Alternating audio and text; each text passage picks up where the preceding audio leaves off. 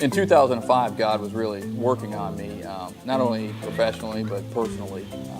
Growing up in a Christian environment all my life, coming through a Christian home, and then eventually coming to a Christian university, and then God working it to where I work in a Christian environment. I've always been in that type of environment all my life, and so it's easy to learn what to say, the things to do, the right things to do in different situations. Growing up in that environment, I always had questions in my mind of what my relationship really was with God. Did I have one? Did I not have one? Because we would go to church, but then a lot of times my decisions and activities didn't line up with those things that I knew. And so looking back at my teenage years and even into my college years, making some of the poor decisions that I did, it would have been easy for an outside person to look at that and say, there's no way he's a Christ follower based on the things that he's doing and those type of things. But after getting married, settling down, starting to have children, I started making a lot of good decisions and right decisions in my life. And so in 2005, when I was trying to decide, do you really have that relationship? Because there was still that nagging question. Do you want your children growing up in that same environment that you did, where it's about Sunday morning, but it's really not about the rest of the week?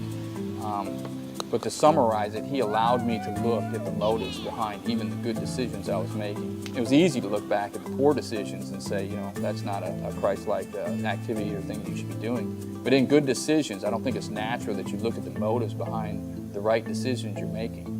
But he allowed me to see that even in right decisions, they were very still self-serving to Ron. And I think, the Bible's clear that he weighs the motives of our heart. And looking at your motives brought me to the decision that I didn't have that personal relationship that I was trying to rationalize I did, just because of the right decisions that I was making.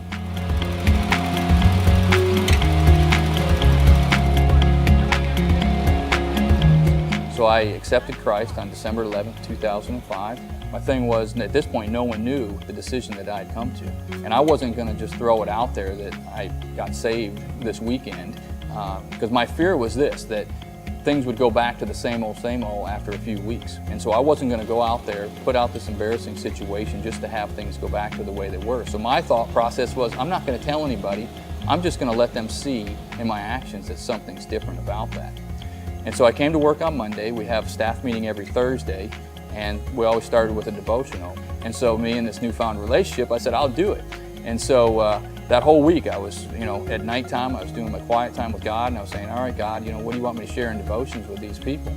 And through the whole week, he just kept saying, tell them your story, tell them what happened.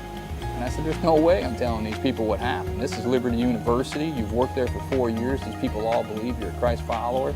I said, I'm not telling them my story. And so I went through the week, and here it was Thursday morning. It's 9 o'clock. The meeting's at 10 a.m. I still have nothing to talk about as far as the devotional. So I closed my office door, and I remember getting on my knees and just praying. I said, all right, God, what do you want me to talk about today? And he said, tell him your story. And the next thing that he said after telling your story was, he said, this is going to be the hardest group of people that you have to tell. And so I said, all right, God, if that's what you want me to do, I'm going to go in and share my story. So we go into the meeting at 10 o'clock. There's about 14, 15 people in there, of which a good portion of them reported directly to me.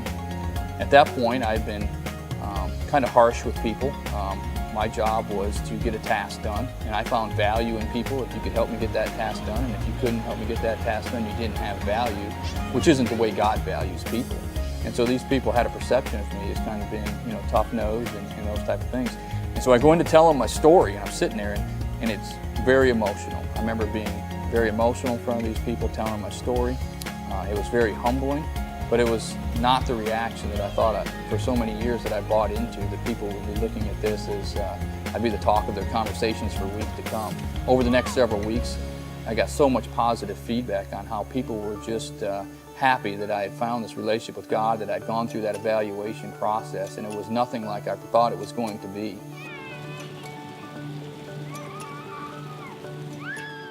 I believe with all the resources that were available to me coming through a Christian university and a Christian environment, that if that can happen to me and I can be far from God in those environments, which are there to foster a relationship with God, I'm not naive enough to think that there can't be someone else out there who's watching this who might be having those same questions.